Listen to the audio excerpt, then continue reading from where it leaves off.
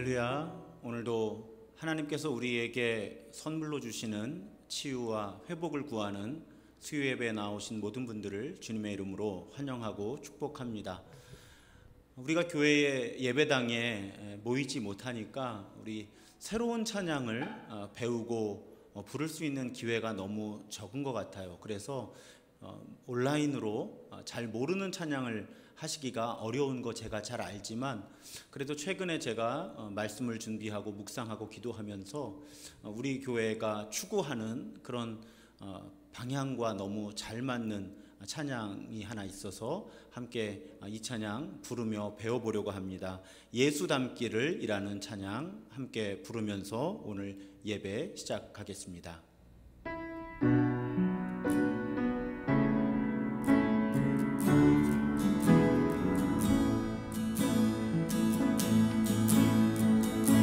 내 삶의 소망,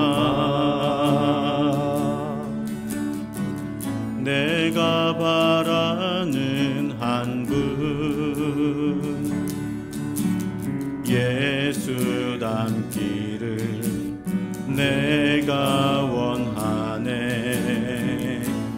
한없는 사랑, 풍성한 긍휼, 예수 닮기를 내가 원하네. 예수 닮기를, 예수 보기를, 예수만 높이길 내가 원하네. 내 평생 소원, 예수 닮기를, 예수만 닮기를 내가 원하네. 내 삶의 소망, 내 삶의 소망, 내가 바라는 한 분, 예수 닮기를 내가 원하네. 한없는 사랑, 풍성한 긍휼, 예수 닮기를 내가 원하네. 예수 닮기를, 예수 보기를, 예수만 높이길 내가 원하네.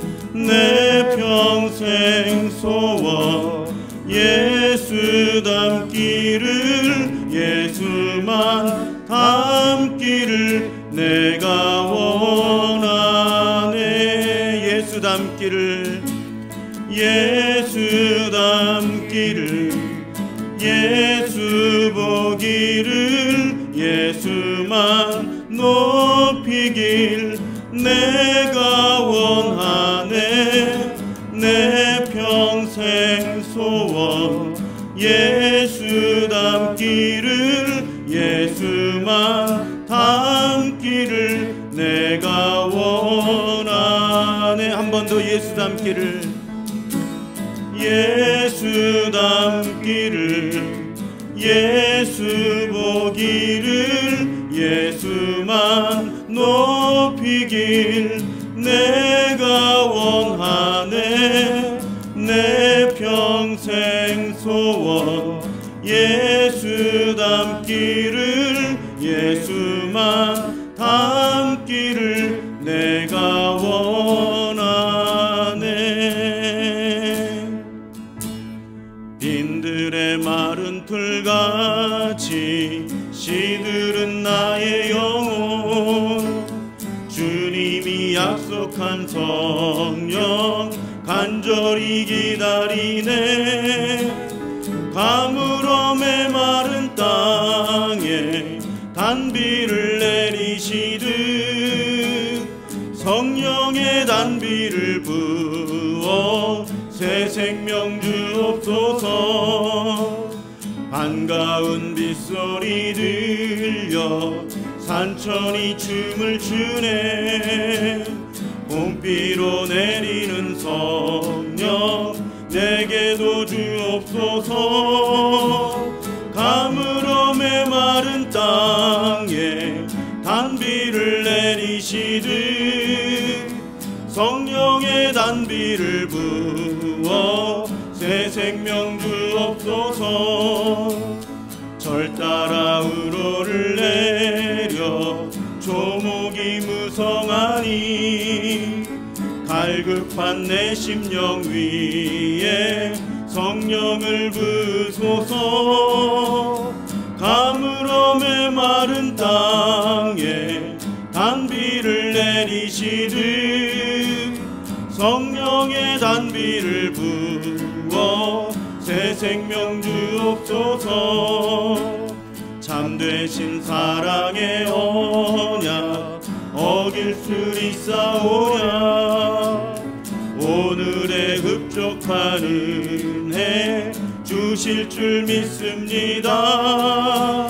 가물어 메마른 땅에 단비를 내리시듯 성령의 단비를 부어 새 생명 주옵소서. 빈들의 마른 풀같이 빈들의 마른 풀같이 시들은 나의 영혼.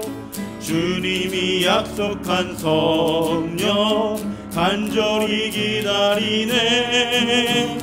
가물어 메마른 땅에 단비를 내리시듯 성령의 단비를 부어 새 생명 주옵. 참되신 사랑의 언약 참되신 사랑의 언약 어길 수 있사오랴. 오늘의 흡족한 은혜 주실 줄 믿습니다. 가물어 메마른 땅에 단비를 내리시듯 성령의 단비를 부어 새 생명 주옵소서. 성령의 단비를 부어 새 생명 주옵소서. 아멘. 기도하겠습니다. 참 좋으신 하나님 감사합니다. 기쁨과 감사를 고백하고 표현하기 어려운 이때에 하나님 우리의 입술을 열어 또 우리의 마음을 다해 하나님의 이름을 높이며 찬양과 감사와 또 하나님을 향한 우리의 사랑과 갈망을 고백하고 표현하게 하시니 감사합니다. 어려운 때지만 우리가 각자의 삶의 자리에서 일상을 멈추고 의도적으로 하나님의 임재 안에 들어가 하나님의 이름을 높이며 하나님을 예배할 때 하나님께서 우리를 새롭게 만나주시고 만져주심을 신뢰하며 고백합니다. 하나님, 오늘 예배가 하나님의 이름을 높이며 하나님의 만져주심을 경험하는, 그래서 우리의 몸과 마음의 치유와 회복과 새롭게 하시는 은혜를 경험하는 그런 예배되게 하여 주옵소서.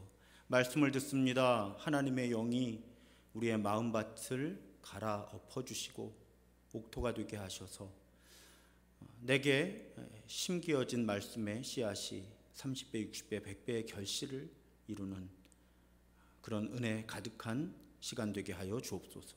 우리 구주 예수 그리스도의 이름으로 감사하며 간절히 기도드립니다. 아멘.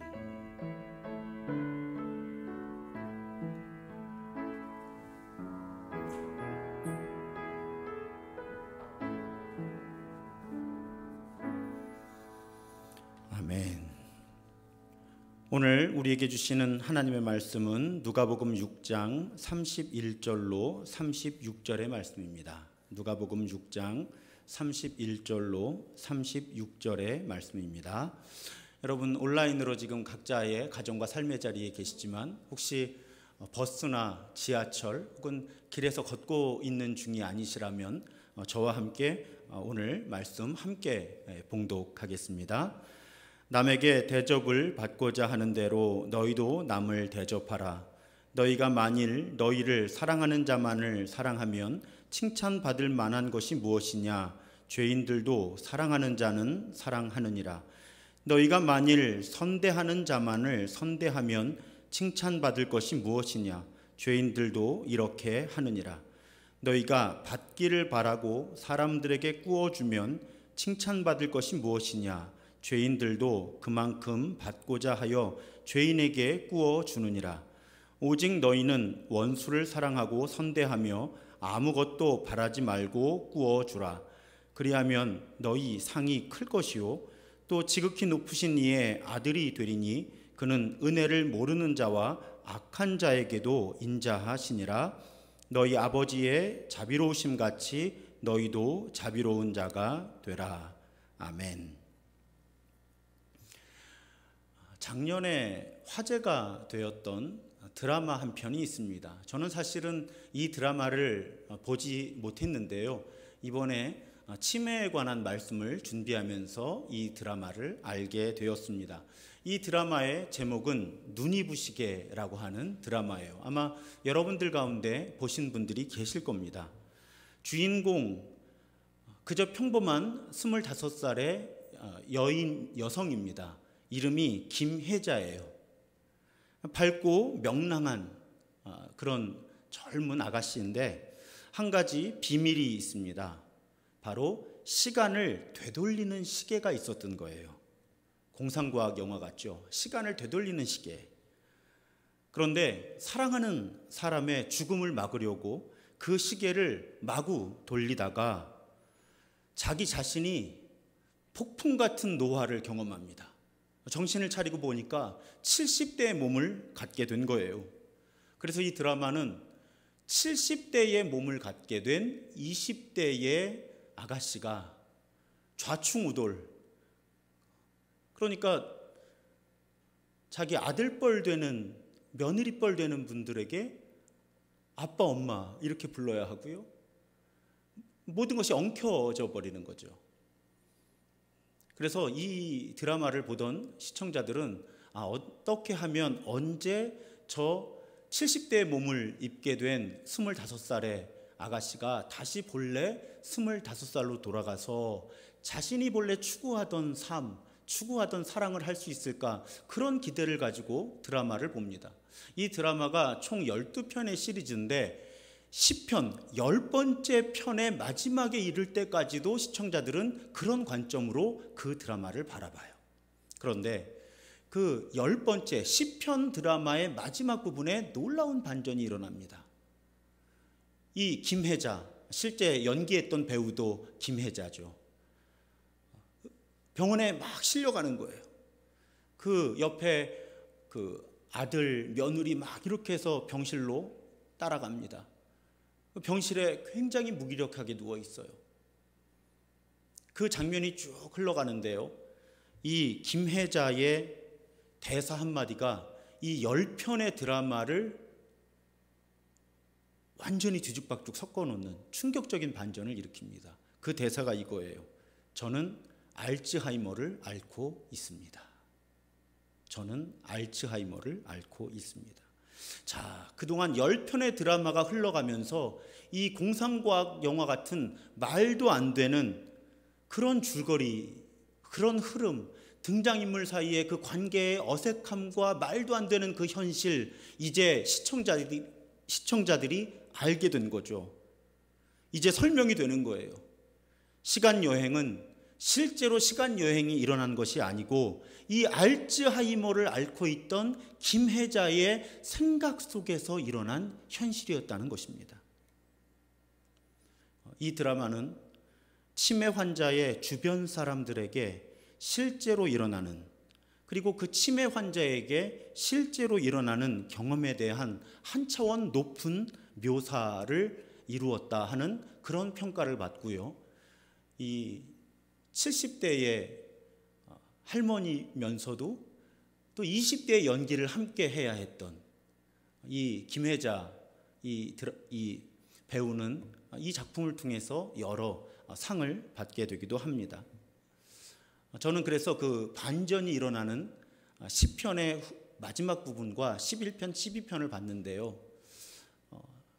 여러 다양한 관점에서 설교 때 우리 교우들과 나누고 싶은 그런 감동적인 장면들이 참 많았습니다. 저 혼자 눈물 흘리고 훌쩍훌쩍 하면서 그렇게 드라마를 봤어요. 여러분 혹시 보실 수 있는 분들은 한번 보셔도 좋을 것 같습니다. 참 치매가 그렇게 드라마 속 현실처럼 현실을 뒤죽박죽으로 만들어 놓는구나. 환자는 자신이 알츠하이머라는 것을 인정하지만, 알고 있고 인정하지만 또 전혀 다른 의식세계 속에서 살아갈 때가 있고요. 그 치매 환자 주변에서 그 환자를 돕는, 부양하는 분들은 그런 현실을 다 직면하고 감당해내야만 합니다. 그래서 오늘 또 다음 주에는 치매 환자들을 부양하는 분들이 겪는 어려움, 또 축복, 그 딜레마에 관한 말씀을 나누려고 합니다. 자, 부양자들이 직면하는 어려움, 날마다 다르고 사례마다 다양하죠. 그런데 대략 이런 용어들을 가지고 정리해 볼 수가 있습니다. 일단 치매를 앓게 되면 매우 느려져요. 그래서 이 치매 환자와 함께 하는 일들은 생각보다 많은 시간이 걸려요. 부양하는 분들은 참 많은 인내가 필요합니다. 또 주변을 많이 어지럽히는 분들이 계셔요. 치매 환자 중에는. 그래서 그것을 다시 청소하고 제자리로 돌려놓는 그런 일들을 반복적으로 해야만 합니다. 그런가 하면 의사소통이 이제 잘 되지 않죠. 그래서 치매에 걸린 분들이 무엇을 말하려고 하는지를 파악하거나 또 내가 한 말을 이분이 지금 제대로 이해하고 있는지를 확신하기가 매우 어렵습니다. 이런 복잡한 일들이 이어져요. 차라리 그러니까 치매가 되면 퇴행이 일어나잖아요. 그러니까 어린아이처럼 되는 거예요. 그런데 여러분 다르죠. 1살, 2살 어린아이는 성장해 갈 거니까 그 기대를 가지고 돌보아요. 그래도 어려워요. 그런데 지금 이 치매를 앓고 있는 분은 좋아질 거라는 기대보다는 더 나빠질 거라는 예측이 지배적이죠. 그런데 그 어려움을 겪고 있는 치매 환자를 돕는 것은 소망을 품기 어려운 아주 어려운 일입니다. 그런데다가 영어로 쉐도잉, 그림자 되기라는 용어가 있더라고요. 이걸 한글말로는 붙어다니기라고 번역을 했는데요. 치매에 걸린 분들은 혼자 남겨지면 불안과 두려움을 느낄 수 있어서 안전에 대한 이런 극심한 필요성 때문에 부양하는 분들은 이 치매 환자를 혼자 내버려 두기가 어려워진다는 거예요. 그런데 이런 어려움보다 훨씬 더 어려움이 이제 치매 환자의 감정을 대처해 주는 일들이죠. 치매 환자는 자신의 치매로 인해 발생하는 문제가 자신의 문제가 아니라 다른 누군가의 잘못 때문이라고 단정하거나 또 그런 확신 가운데 누군가를 비난하기가 쉽다는 거예요. 그럼 곁에 있는 사람이 비난을 받는 거예요. 분노의 감정 역시 받아내야 해요. 치매에 걸린 환자들은 분노를 표출하고는 하는데 특히 그들이 가장 의존하는 사람에게 분노한다는 거예요. 왜요? 나를 곁에서 돌봐주는 그분을 보면 오히려 자신의 무기력한 모습이 오히려 더 강하게 느껴지는 거예요. 그래서 내 곁에서 나를 돌봐주는 사람에게 분노를 자주 표현하게 된다는 거죠. 그런데 그런 치매 환자의 감정 표현이 안정적이기라도 하면 그래도 좀 대처하기가 쉬울 텐데 이 변화가 너무 불규칙하게 일어나죠. 어떤 날에는 아주 정상적으로 행동하다가도 다른 날에는 완전히 혼란스럽고 비협조적이고 심술궂게 행동하기도 해요. 아까 말씀드렸던 그 드라마에서도요. 곁에서 돌봐주는 며느리에 대해서 고마움을 표현하다가도 어느 순간에 그런데 뭐 하시는 분이세요? 손을 보니까 이런 직업을 가졌던 분 같은데 하고 그런 반응을 보이기도 하는 거죠. 이런 불규칙한 변화, 이런 감정의 기복, 기억의 기복을 대처하는 것은 정말 힘든 일이죠. 게다가 치매가 진행되면서 점점 돌발 행동을 하죠. 억제력을 상실하게 되면서 점점 더 비상식적인 돌발 행동을 하게 되고, 그로 인해서 부양자들은 당혹스럽게 되죠. 그리고 사회적 활동이 점점 제약을 받게 됩니다. 치매 환자만 사회적인 활동 영역이 제한되는 것이 아니라 부양하는 분들 역시 사회적으로 고립되게 돼요. 그런데다가 내가 돌보는 이분 아주 자주 가족일 텐데, 부모님일 경우가 많죠. 그런데 붕괴되는 것을 지켜봐야 하잖아요. 이 치매를 앓고 있는 분들이 감정이 완전히 혼란스러울 때는 모든 통제력을 잃어버리고 언어적 혹은 물리적으로 폭력적이 되기도 하고 감당할 수 어려운 모습으로 붕괴되는 거예요. 실제로 안전을 위협받기도 하고 그것을 지켜보는 정신적인 또 감정적인 고통이 매우 크죠. 아주 다양한 것들을 말씀을 준비하면서 이런 현상들을 알게 됐어요. 또 한글로 일몰증후군이라는 증상도 알게 되었습니다. 선다우닝이라 그래서 해가 진다는 뜻이에요. 무슨 뜻인가 하면 일반적으로 치매를 앓는 분들은 하루 일과 가운데 늦은 시간, 밤에 더 혼란스럽고 흥분을 일으키기가 쉽다는 거예요. 그러니까 부양하는 분이 하루 종일 여러 가지 문제로 시달려서 이제 긴장을 풀고 쉬려고 하는 그 순간 치매 환자가 이 일몰증후군을 보이면서 다시 부양자로 하여금 많은 에너지를 빼앗아 갈 수밖에 없는 그런 상황들이 자주 빚어진다는 것입니다. 그러니까 치매 환자도 수면이 부족하고 부양하는 분도 수면이 부족하게 되고요. 게다가 또 다른 부담이 부양하는 분들에게 있다고 해요. 그것이 무엇인가 하면 치매에 걸린 분들도, 제가 몇 주 동안 말씀을 나누었죠. 치매에 걸린 분들도 다른 분들과 똑같이 의미를 찾고 싶어하고 무엇인가를 성취하고 싶어 한다는 거예요. 그래서 이런 목표를 이루기 위한 활동을 할 수 있도록 곁에서 도와줘야 한다는 그런 부담감과 압박감이 치매 환자를 돌보는 분들에게는 있다는 것입니다. 그러니까 지금 일상을 유지하게 하는 것에도 엄청난 에너지가 들어가고 몸과 마음이 지쳐가는데, 이분을 어떻게 하면 더 의미 있는 삶을 조금이라도 더 살 수 있도록 도와드려야 한다 하는, 또 그렇게 하지 못하면 내가 그것을 하지 못한다 하는 그런 심리적인 압박감, 스트레스를 부양하는 분들이 받게 된다는 거죠. 그런데 이런 모든 어려움을 감당하면서도 치매 환자를 부양하는 분들은 감사의 인사를 들을 기회가 별로 없다는 거예요. 치매 환자는 물론이고요, 그 치매 환자를 함께 돌봐야 되는 분들마저도 충분한 감사를 표현하지 않고 못하는 상황이 많다는 것입니다. 그래서 치매 환자를 부양하는 어려움은 부양하는 사람들의 삶을 함께 피폐하게 만들죠. 부양하는 분들은 신체적으로, 정신적으로, 감정적으로, 또 사회적인 관계에 있어서, 그리고 사실 또 심각한 문제가 있잖아요. 재정적으로 희생을 감당해야만 합니다. 그래서 어떤 자료에 보니까 치매에 걸린 누군가의 주요 부양자 역할을 맡는 것은 중년 우울증의 가장 일반적인 원인이 되기도 한다는 거예요. 아까 말씀드린 것처럼 어린아이를 부양하면서 겪는 어려움은 이 아이가 성장할 거니까 하는 기대감을 가지고 소화해낼 수 있지만, 치매 환자를 돌보는 일은 시간 문제지 상황이 악화될 뿐 회복되지 않을 것이라는 절망, 그래서 눌려있게 된다는 거죠. 그래서 우울증에 시달리게 되기도 한다는 것입니다. 앞으로 어떤 일이 일어날까 하는 그런 생각을 하다 보면 두려움에 시달리기도 하고요. 또 슬프잖아요.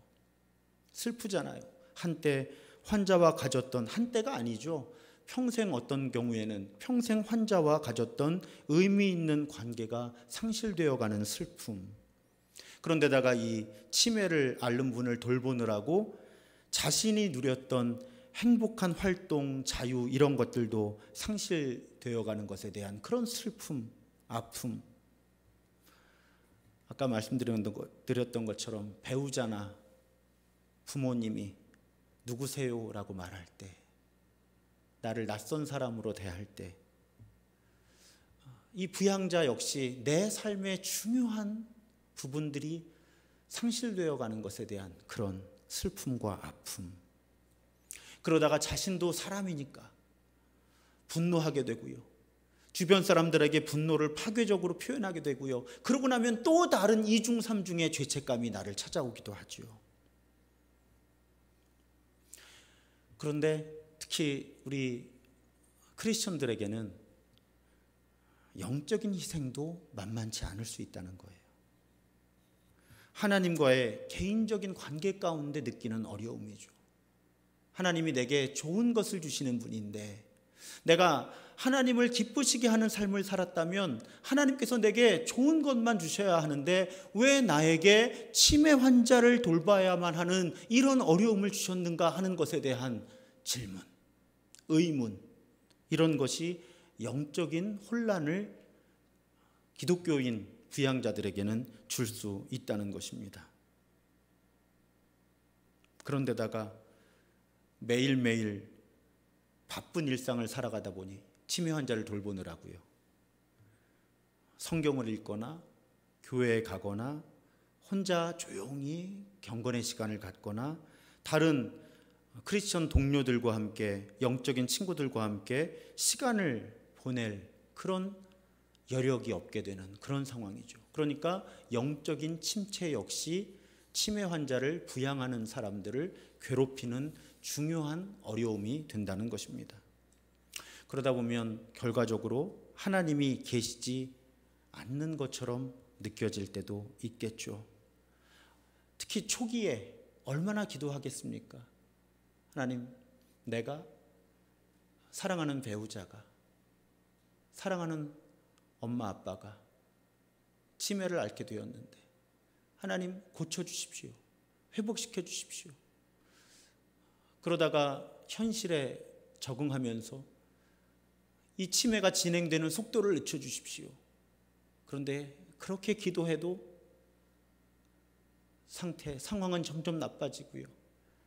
아주 오랜 기간 동안 그 치매 환자를 곁에서 돌봐야 하는 그런 과중한 책임 속에서 하나님 계신가요?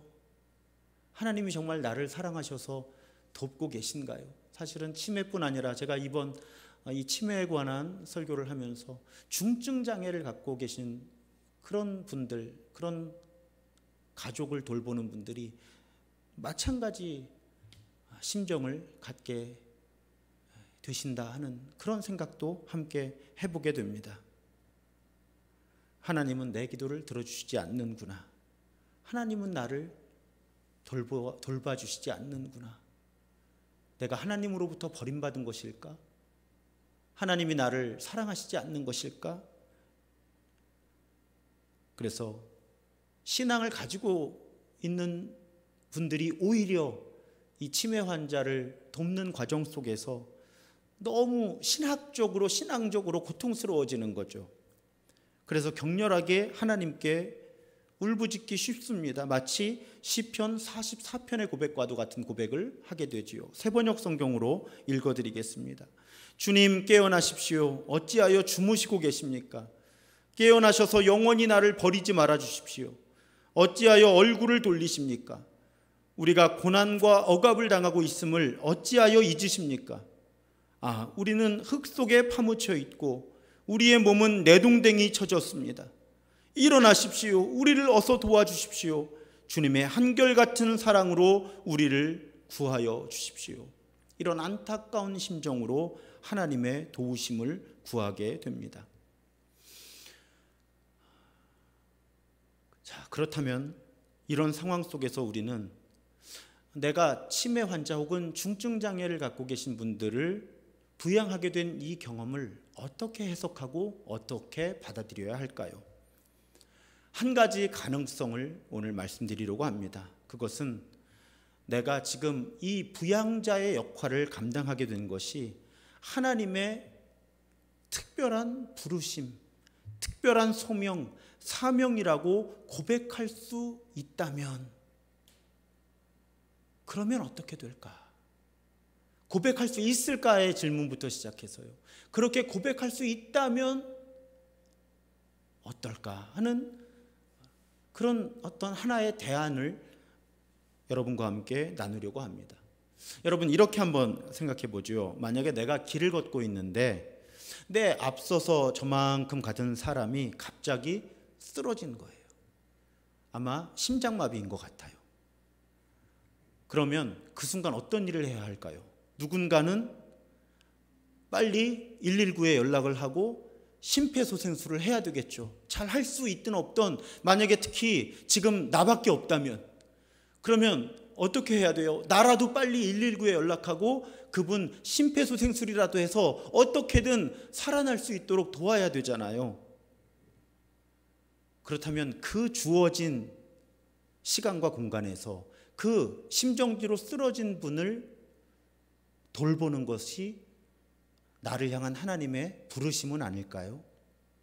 여러분, 만약에 그렇게 생각할 수 있다면요, 같은 원리로 만일 어떤 치매 환자가 계신데 나에게 그분을 부양할 기회가 주어지고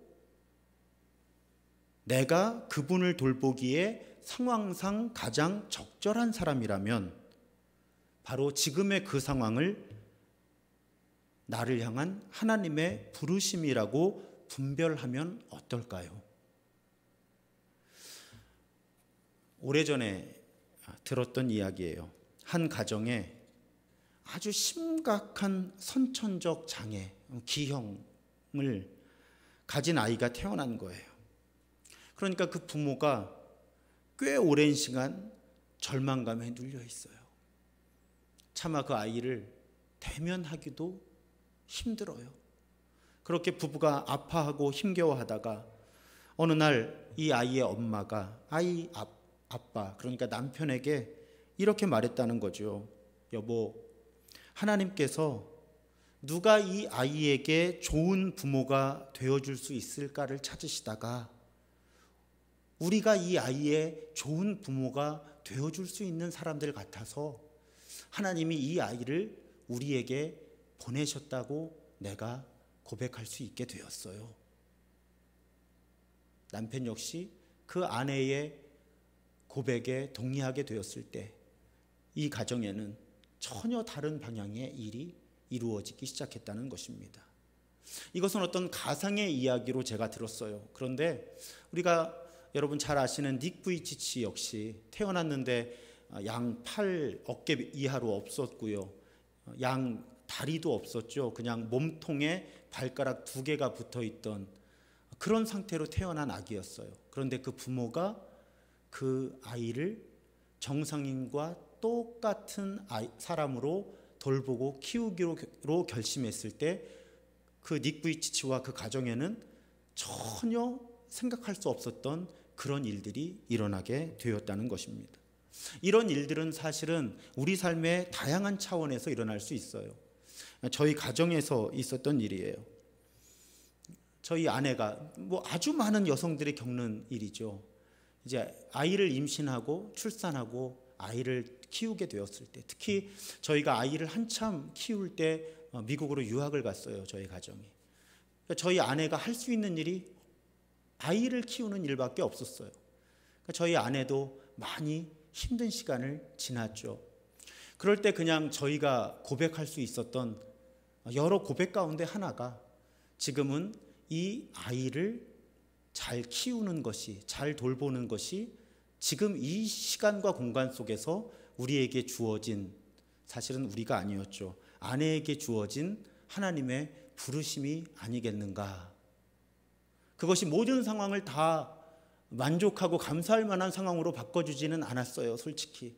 하지만 그 주어진 시간 속에서 우리들이 우리에게 부여된 삶의 의미를 고백하는데 도움이 되었던 것은 사실입니다. 지금 이 시간에도 많은 엄마들이 경력이 단절된 상태에서 아이를 양육하고 계시잖아요. 근데 그 아이를 양육하는 그 역할이 얼마나 아름다운 소명이에요. 물론 제가 이렇게 설명드리는 것이 여러분들이 겪고 계신 그런 여성 차별의 문제와 또 경력 단절의 사회적인 제도적인 문화적이고 이런 어려움들을 무마시키려는 그런 의도는 절대 아닙니다. 하지만 한 아이를 잉태하고 출산하고 그 아이가 자라는 과정을 곁에서 엄마로서 아니면 혹은 할머니로서 동반자가 되어주는 과정, 그 과정 참 아름다운 소명이겠죠. 그런 논리들을 쭉 연결해 나갈 때 내가 치매 혹은 다른 중증 장애를 그것으로 고통받고 계신 분을 도울 수 있는 위치와 상황 속에 놓여 있다면 이것이 혹시 하나님께서 나에게 맡기신 아주 소중하고 의미 있고 아름다운 소명이 아닐까라고 분별하고 고백할 수 있다면 나와 내가 돌보는 분, 또 주변의 많은 사람들에게 전혀 다른 뭔가 새롭고 희망을 가질 수 있고 소망을 품을 수 있는 일들이 일어날 수 있는 중요한 계기가 되지 않을까. 저는 오늘 그렇게 여러분들께 말씀을 드립니다. 물론 다시 말씀드려요. 이러한 소명에 대한 고백은 정말로 받아들이기 힘든 것입니다. 머리로 분별한다고 해도 내 가슴으로 순종하기가 너무너무 힘든 거예요. 그리고 무엇보다도 여러분 조심해야 할 것이 다른 사람에게 강요해서는 안 되는 겁니다. 그러니까 저도 아까 저희 가정에서 일어난 일을 말씀드렸지만 제가 제 아내에게 지금 이때 당신의 소명이 이거니까 이거에 충실했으면 좋겠다라고 말한다면 사실은 말했던 것 같아요. 이것은 매우 무례하거나 폭력이 될 수도 있겠죠. 이건 다른 사람에게 강요해야 할 수 있는 문제는 절대 아닙니다. 그런데 내가 한 사람의 신앙인으로서 지금 나에게 주어져 있는 이 치매 환자를 또 중증장애를 갖고 있는 분을 돌보아야 하는 이 역할을 하나님께서 맡기신 소명이라고 스스로 자발적으로 분별하고 그 고백에 따라 살아갈 수 있다면 참 아름다운 일들이 나와 내가 돌보는 분 또 주변의 많은 사람들에게 일어날 수 있다는 사실입니다. 거꾸로요. 만일 우리가 분노로 가득한 채 누군가를 부양하고 있다면요. 하나님께서 우리의 마음을 바꿔주셔서 하나님께서 주신 소명을 분별하고 이룰 수 있게 해달라고 기도하는 것이 필요할 수도 있습니다. 그리고 주변의 다른 분들에게도 그렇게 기도해달라고 기도를 부탁할 필요도 있지요. 치매로 고통받는 혹은 다른 중증장애로 고통받는 사람을 돌보는 일이 우리 주님께서 우리에게 명하신 소명으로부터 나오는 사랑과 기쁨이 아니라 죄의식이나 의무감이라는 동기에서 비롯된다면 매우 파괴적이 될 수 있습니다.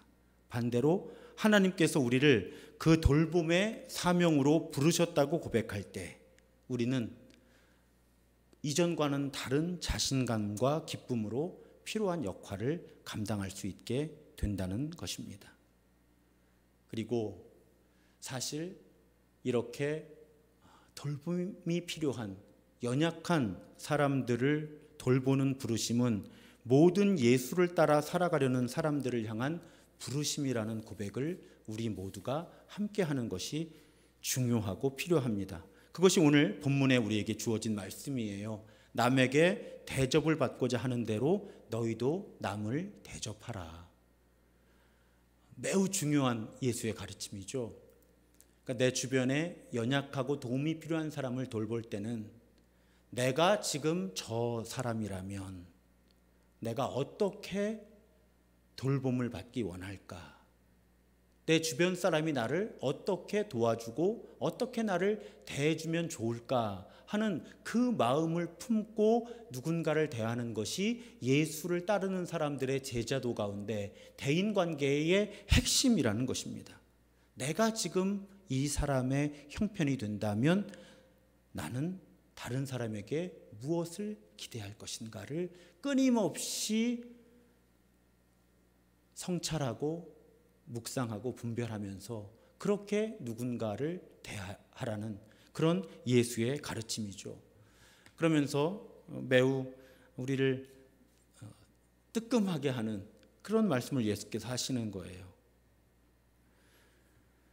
너희가 사랑할 만한 사람만 사랑하면 무슨 칭찬을 받을 게 있겠느냐.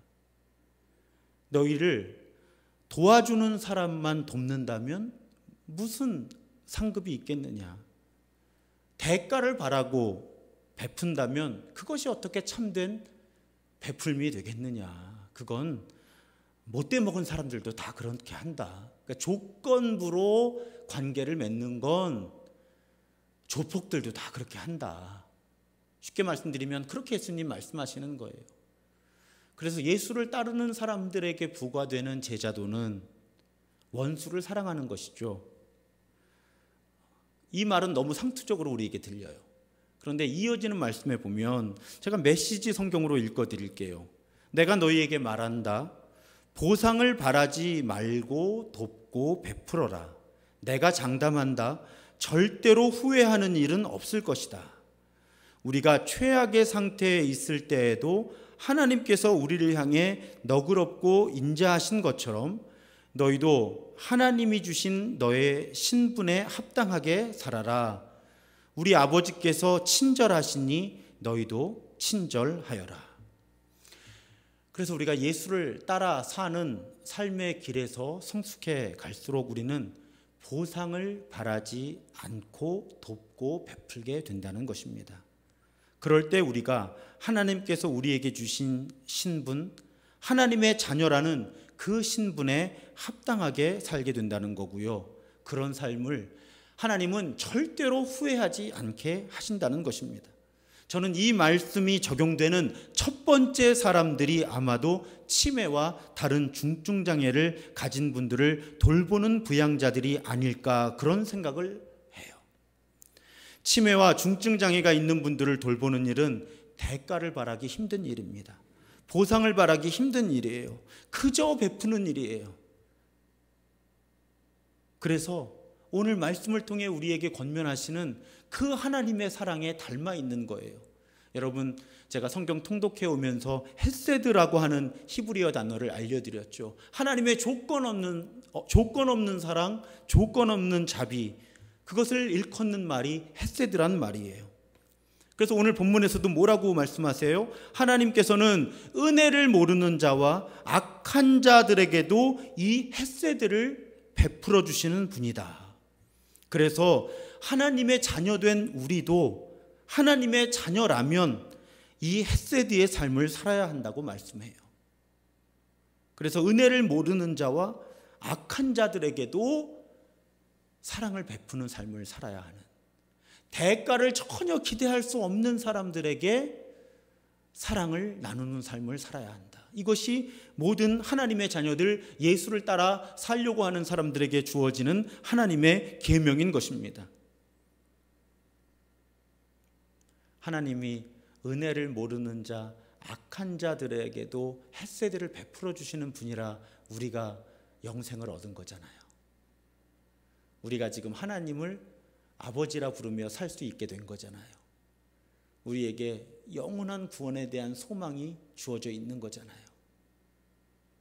하나님이 은혜를 모르는 자, 악한 자에게도 헤세드를 베풀어 주시는 분임을 우리가 더 깊이 진심으로 고백하게 될 때 우리는 어떤 대가를 바라지 않고 은혜를 모르는 사람, 악한 자들에게도 사랑을 나눌 수 있다는 것입니다. 그런데 여러분, 지난 수주간 말씀드렸죠. 치매와 중증장애를 앓는 분들은 심지어 은혜를 모르는 자, 악한 자도 아니잖아요. 그저 노화와 뇌신경의 질병으로 고통받고 계신 아픈 분들이잖아요. 그러니까 오늘 이 말씀은 이 말씀대로 하나님의 자녀된 삶을 살아가는 첫 번째 사람들이 바로 하나님의 헤세드를 닮은 마음으로 치매와 중증장애를 가진 분들을 돌보는 분들, 그런 분들이 하나님의 가장 하나님의 자녀다운 모습으로 이 세상을 살아가고 계신 분들 가운데 한 분이라고 저는 오늘 말씀을 묵상하면서 그렇게 고백하게 되었습니다. 사랑하는 여러분, 치매와 중증장애를 돌보는 일은 가장 하나님 닮은 사랑을 행함으로 하나님의 자녀로 살아갈 수 있는 자리로의 부르심이에요. 다시 말씀드리는데요, 제가 직접 지금 현재 이 문제를 갖고 있지 않기 때문에 제가 너무 조심스럽게 말씀드릴 수밖에 없어요. 그런데 오늘 말씀의 근거에 보면 그렇잖아요. 가장 대가를 바랄 수 없는 섬김을 하는 사람이 가장 하나님 자녀다운 사람이다. 저는 이 원리에 근거해서 지금 치매와 중증장애를 앓고 계신 분들을 가장 가까운 자리에서 섬기고 돌보고 함께하는 분들이 가장 하나님의 자녀다운 부르심의 삶을 순종함으로 살아가고 계신 분이라고 고백하게 되었습니다. 사랑하는 여러분, 힘든 부르심이죠. 가능하면 피하고 싶은 그 부르심. 하지만 그 부르심을 힘들지만 인정하게 될 때 우리는 가장 하나님 닮은 하나님의 자녀로 살아가면서 하나님 주신 은혜를 경험할 수 있게 될 것입니다. 구체적으로 어떤 은혜를 누릴 수 있을까? 다음 주에 이어서 말씀을 나누도록 하겠습니다. 오늘 함께 고백하며 찬양하고 싶은 찬양은 사랑합니다 나의 예수님이라는 찬양입니다. 사랑의 치유의 힘이 있습니다. 우리를 향한 하나님의 사랑이 우리를 치유하고요, 다른 누군가를 향한 우리의 사랑이 그 사람을 치유합니다. 그 고백 담아 찬양합니다. 사랑합니다 나의 예수님, 사랑합니다 아주 많이요, 사랑합니다 나의 예수님, 사랑합니다 그것뿐이에요. 사랑한다 아들아, 내가 너를 잘 아노라. 사랑한다 내 딸아, 내게 축복 더하노라. 사랑합니다 나의 예수님, 사랑합니다 아주 많이요, 사랑합니다 나의 예수님, 사랑합니다 그것뿐이에요. 사랑한다 아들아, 내가 너를 잘 아노라. 사랑한다 내 딸아, 내게 축복 더하노라. 사랑한다 아들아, 사랑한다 아들아, 내가 너를 잘 아노라. 사랑한다 내 딸아, 내게 축복 더하노라. 이제 함께 기도하겠습니다. 아픈 곳에 손을 얹으시기 바랍니다. 하나님께서 내 손을 통해서 나를 치유하실 것입니다. 하나님께서 내 손을 통해 내 상한 몸과 마음을 고치실 것입니다. 약해진 곳을 강하게 하실 것입니다. 새롭게 하실 것입니다. 그래서 예수의 그리스도 되심, 주님 되심, 하나님의 치유하심의 표적으로 삼으실 것입니다. 그 하나님을 신뢰하며 그렇게 치유와 회복을 위해 기도할 때 특별히 우리 교회에 또 주변에 하나님께서 베풀어 주시는 치유와 회복의 선물이 필요한 분들을 위해서도 중보해 주시기를 부탁을 드립니다. 우리 주여 한번 뜨겁게 부르짖고 주께서 이루시는 치유와 회복을 위해 함께 기도하겠습니다. 주여 하나님 감사합니다. 하나님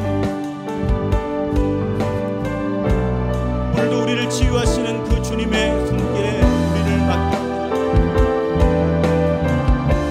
주님 고쳐주옵소서. 내 몸과 마음이 연약함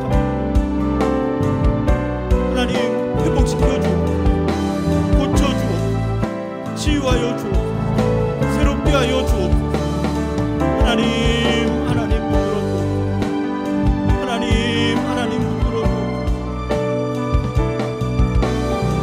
하나님께서 햇세대의 사랑으로 나를 사랑해 주심을 신뢰합니다. 하나님 나 또한 그 하나님의 햇세대를 닮은 사랑, 내 주변에 도움이 필요한 연약한 사람들을 도울 수 있도록 섬길 수 있도록 주께서 은혜를 더하여 주옵소서. 사랑의 치유의 힘이 있음을 고백합니다. 나를 향한 하나님의 햇세드가 나를 치유합니다. 내 주변의 가족과 사랑하는 사람들을 향한 햇세드가 내 주변의 몸과 마음의 연약함, 치매와 중증장애로 고통받고 있는 분들을 치유하며 회복시키며 나를 붙들어주고 나를 새롭게 하심을 고백합니다. 하나님의 햇세드를 닮을 사랑으로 우리가 서로 사랑하게 하여 주시고 특별히 몸과 마음의 돌봄이 필요한 연약한 분들을 더욱 섬기는 삶을 살아갈 수 있다. 하나님 또한 힘겨운 고백이지만 그것이 나의 소명임을 고백하며 살아가기에 부족함이 없도록 하나님 내게 분별력과 용기를 허락하여 주옵소서. 하나님 특별히 우리 교회에 치매와 중증 장애를 돌보는 부양자의 삶을 살아가고 계십니다. 당신의 사랑하는 아들과 딸들을 붙들어 주시고 하나님 그들로 하여금 자신의 돌봄과 섬김의 의미를 알게 하여 주시고 하나님 그것이 부르심이라면 그 부르심을 순종하고 의미 있고 아름답게 감당할 수 있도록 하나님의 은혜를 더하여 주시고 하나님의 은혜를 더하여 주옵소서. 하나님의 은혜를 더하여 주옵소서.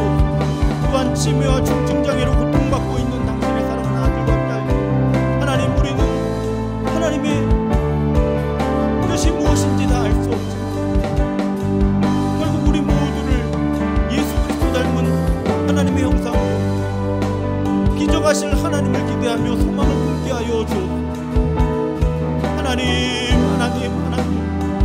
우리의 겉사람은 낡아져도 속사람은 날로 새로워지게 하시는 하나님의 은혜를 붙들게 하여 주시고 하나님의 치유하시고 회복시키시고 새롭게 하시는 은혜를 구하며 나아가는 우리가 되게 하여 주옵소서. 하나님 다시 한번 간구하오니 하나님 우리 가운데 치매와 중증 장애를 갖고 계신 분들을 아버지 하나님 그 자리에 계신 분들을 신체적, 정신적, 감정적, 사회적, 경제적, 영적 모든 연약함을 하나님께서 붙들어 주시고 하나님께서 감당하고 버티고 아름다운 삶을 향해 나아갈 수 있도록 주께서 그 소명의 자리, 아름다운 하나님의 소명의 자리 하나님 주께서 붙들어 주시고 잘 감당하게 하여 주옵소서. 자비로우신 아버지 하나님 붙들어 주옵소서. 자비로우신 아버지 하나님 붙들어 주옵소서. 자비로우신 아버지 하나님 은혜를 더하여 주옵소서. 하나님 고쳐주옵소서. 하나님 고쳐주옵소서. 하나님 고쳐주옵소서.